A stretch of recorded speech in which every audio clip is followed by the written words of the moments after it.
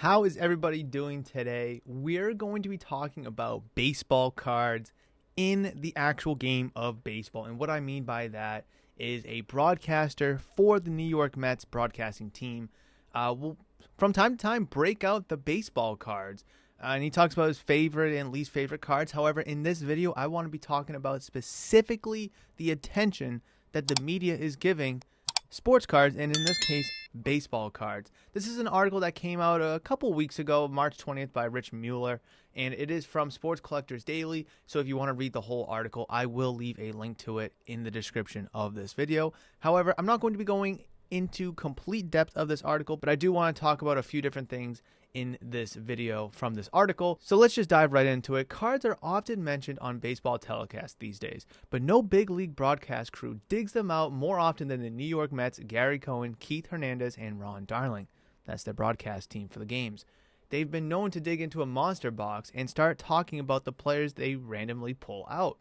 In the 2024 debut of Carded, which is a show on MLB Network, which I actually watch, it's a really good show, on collecting, Darling chatted with the host Greg Amsinger about that. Quote, "There's a method to the madness.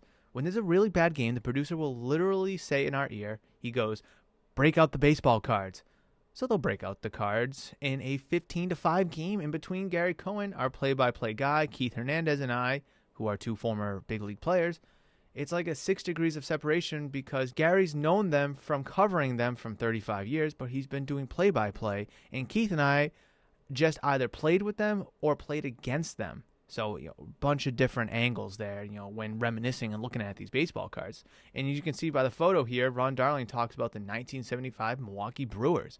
Hey, I remember this player. Oh, that player. Oh, he was good. Oh, he always gave me trouble, whatever. I mean, I don't watch the Mets broadcast, but, you could assume conversations, might go similar to that.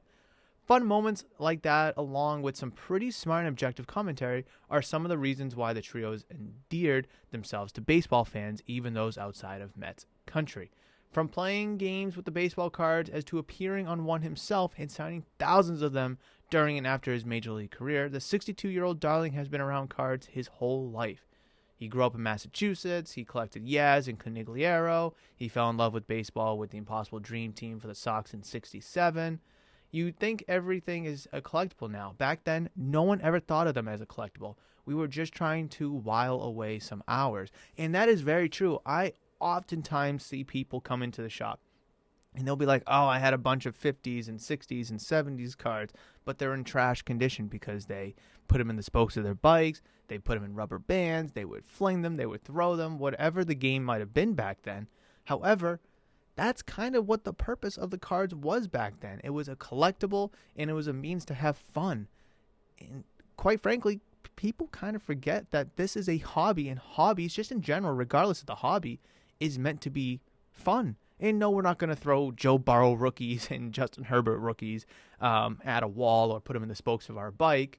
However, you can still have fun with cards today. I mean, these guys up here are, look, he's digging out a full 4-row box of baseball cards, and they're going to be talking about them during the broadcast. I mean, this is the type of attention that baseball cards and just cards in general needs, and I'm really excited. I'm no Mets fan, but this is really exciting to see. Imagine just watching a Mets game, and next thing you know, you hear about some 84 tops or some 1992 scorecards, and it like piques your attention, piques your interest a little bit.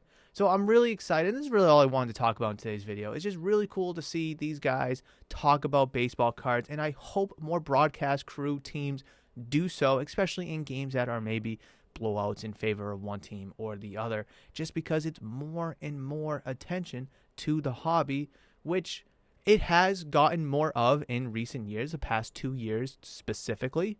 However, if we can get it on TV during sporting games, we can get it in commercials, YouTube ads, whatever it may be, to get eyes and ears on the hobby, that's only a bigger and bigger win, because it's more and more exposure to the world, to society, to people, maybe to people that aren't into cards, or maybe have a small interest but want to get into cards. Maybe those types of people may be hearing these three talk about these cards and be like, oh, wow, I think, I have some in the attic. Let me go through them. And next thing you know, they're going through them or buying new cards. So it's a huge win for the hobby that these guys are talking about baseball cards during a actual MLB game during the season. It's going to be super fun. I'm definitely going to tune into more Mets games this year, and hopefully I can catch them talking about it. But that will do it for this video. I really hope you enjoyed this video. Check out the channel membership program if you haven't already. I'd greatly appreciate you considering joining. Please like the video if you enjoyed it, comment down below, and of course subscribe to the channel if you're new or have not considered subscribing. That will do it for this video, and if you enjoyed this video, I've queued up an excellent video right there for you guys that I do believe is going to be excellent for your hobby endeavors. Hopefully, I'll see you in that one.